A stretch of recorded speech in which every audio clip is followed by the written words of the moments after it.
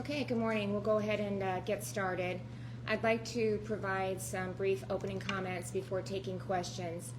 The United States Department of War has identified 6 American service members that were killed in action during an Iranian strike in Kuwait earlier this week. Sadly, as you are aware of, 2 of the fallen soldiers are Iowans. Sergeant Declan Cody of West Des Moines and Major Jeffrey O'Brien of Waukee. This is devastating news for their families and for our state.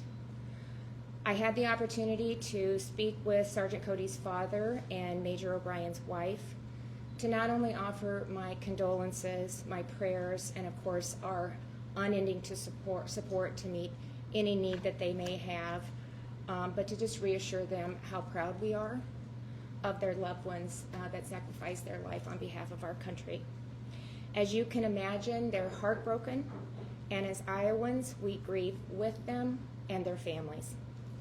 It is important at this time that we stand united as we lift these 2 families up in prayer, and of course, as we continue to pray for the strength and safety of our military at home and abroad. Sergeant Cody and Major O'Brien served with the Army Reserve 103rd Sustainment Command, which is located here in Des Moines. Those soldiers are part of the soldiers are a part of the unit, live and work in states across the country. The Army Reserve is a federal component of the United States Army and serves as one part of its total operational force, providing specialized combat-ready support capabilities. Most Army reservists serve part-time while pursuing an education or maintaining civilian careers and are mobilized for missions worldwide. The 103rd was deployed to the Middle East last summer, and I had the privilege of actually attending their send-off ceremony. I think a lot of people assume that the Army Reserve and the National Guard are the same, but they are not. While the Reserve is federal, the Iowa National Guard reports through the state and supports state missions as well. However, the Iowa National Guard and the 103rd have had a unique relationship and have a history of partnering over the years. I've directed the Guard to assist the 103rd during this time, and they are providing support for family services and survivor outreach, and the Guard stands ready to provide additional help as needed. As many Iowans are aware, approximately 1,800 Iowa National Guard soldiers and airmen with the 2nd Brigade Combat Team, 34th Infantry Division, were also deployed to the Middle East last year in support of Operation Inherent Resolve. About half have now returned to the United States, and tragically, as we know, 2 of our soldiers were also lost during this deployment. Staff Sergeants Nate Howard and Edgar Torres Tovar were killed in an enemy attack on December 13th in Syria. I had the opportunity to visit our soldiers in the Middle East in January, and I wanted the opportunity, first of all, to get in theater and just to show our support, the state support, and to truly express to them how grateful our state is for their service and their sacrifice. But I can tell you without hesitation that I gained so much more from them.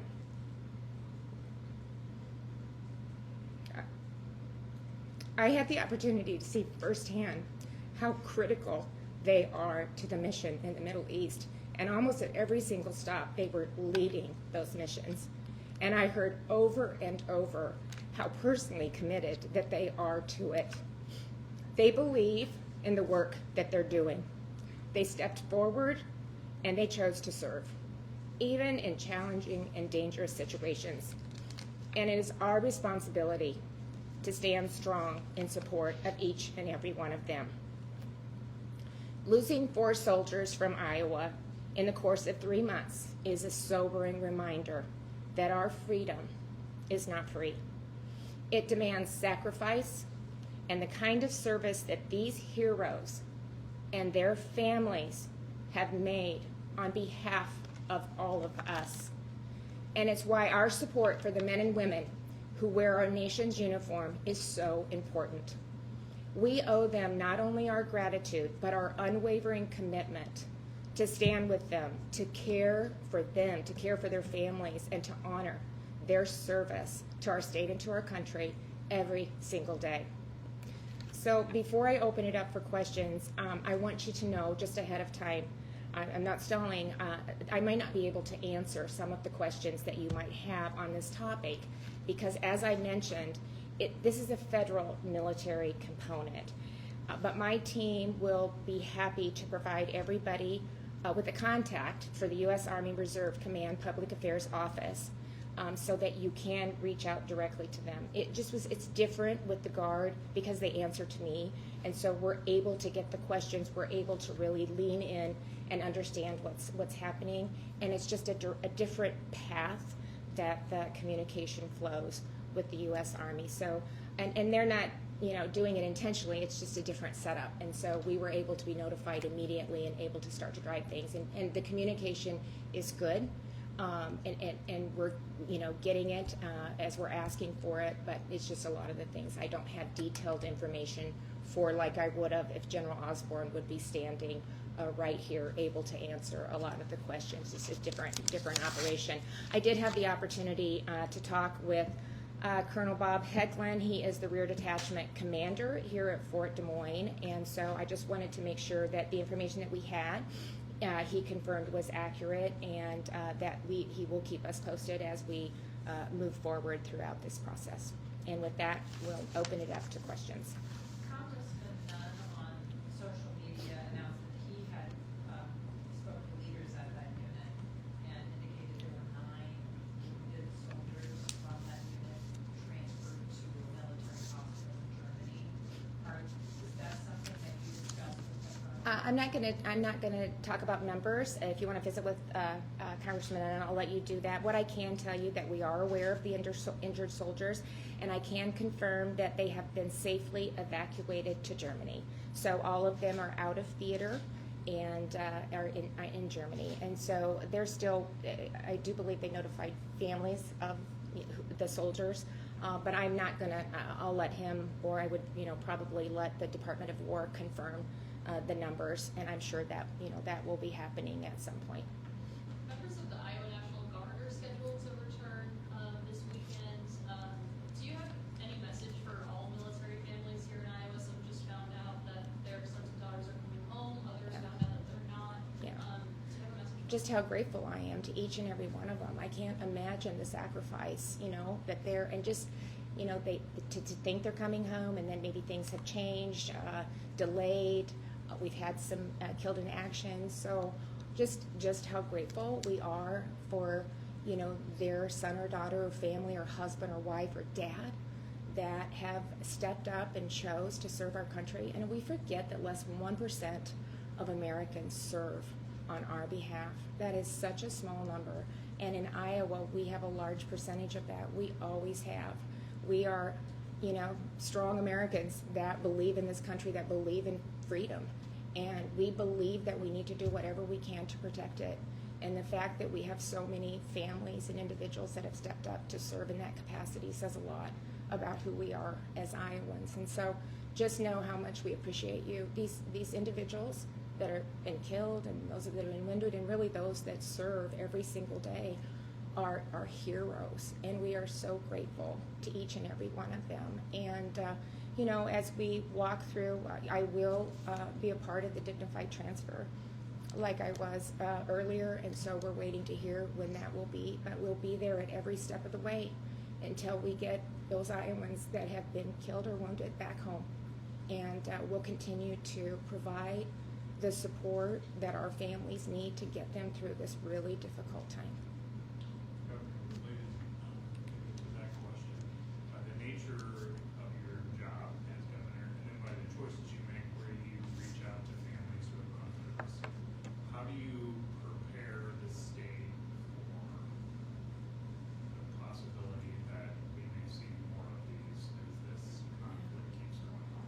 Well, I think, anytime they sign up and step up and serve in this capacity, it's not just in good times. They know that potentially they could be placed in theater. So, I don't want this to be about me, but it's just a horrible thing to have to call these families and just say how sorry I am, how proud we are of their son or daughter or their husband or wife or dad, that, you know, the heroes that they are, and the fact that they put their life on the line to protect the freedoms that we, you know, get to experience every single day. And so, you know, nobody enters into war lightly, and so everybody is having those conversations. But, you know, this is, I believe in the mission right now. I think it was the right thing to do. I do. I think, you know, you just look at what Iran has done over the last several years, and so I support what they're doing, and you know, hopefully we're in and out. I believe that is the goal of this administration. They've made it very clear. But I believe with what we were experiencing, what they have the capability of doing, you know, they didn't learn from the first lesson, so they were already actively working on creating a nuclear bomb and enhancing and developing ballistic missiles at a rapid pace. And so at some point they're going to figure out how to put a warhead on a ballistic missile that can make it not only to Europe and to the surrounding Middle East, but to America. And so, you know, they tried to negotiate, and it just wasn't successful. They weren't, I don't believe that, you know, from what we're hearing, agree to the terms. You know, I haven't had any direct contact, that's my personal opinion. But, you know, it's not easy. You know, I don't, you know, this is the results of stepping in and doing this. But I think, as I said, when I was over there visiting them, every soldier that I talked to believed in the mission, and they were proud to be a part of it and believed they were doing the right thing, the ones that I talked to. So. When you were there, did you have a chance to talk and learn about anything about sort of the security procedures that are in place at the bases, and kind of like how they're secured? Yeah. Yeah, I can't really go into those details. A lot of it was confidential, and some of the updates that we were secured information, some of the updates that we were able to participate in. But you know, that's something that's always front and center, I think, in any time that we have the soldiers in theater. That's the number one priority, is to keep them safe. Secretary has said at one of the briefings earlier this week, suggested that maybe the media are making too much front page news of the casualties in order to make President Trump look bad. Do you think there's been too much media coverage of these soldiers' loss, or about right, or not enough? I think we need to stand with our soldiers that are in theater right now. We're in war, and we shouldn't be second-guessing that. We need to stand with our families. We need to stand with the men and women who are serving this country, and we need to be supportive of them. There'll be time to do a review, but I think what we need to be doing, what I hope I reflected in my opening comments, is we need to continue to stand united in support of our men and women that are serving, and especially until we get through this, and especially as we have men and women that are in theater right now. Have you spoken with the president at all? I have not. Are you able to say anything else about the 9 wounded? I'm sorry if this has already been reported, but are they also connected to Fort Des Moines? I'm not at liberty to say that right now.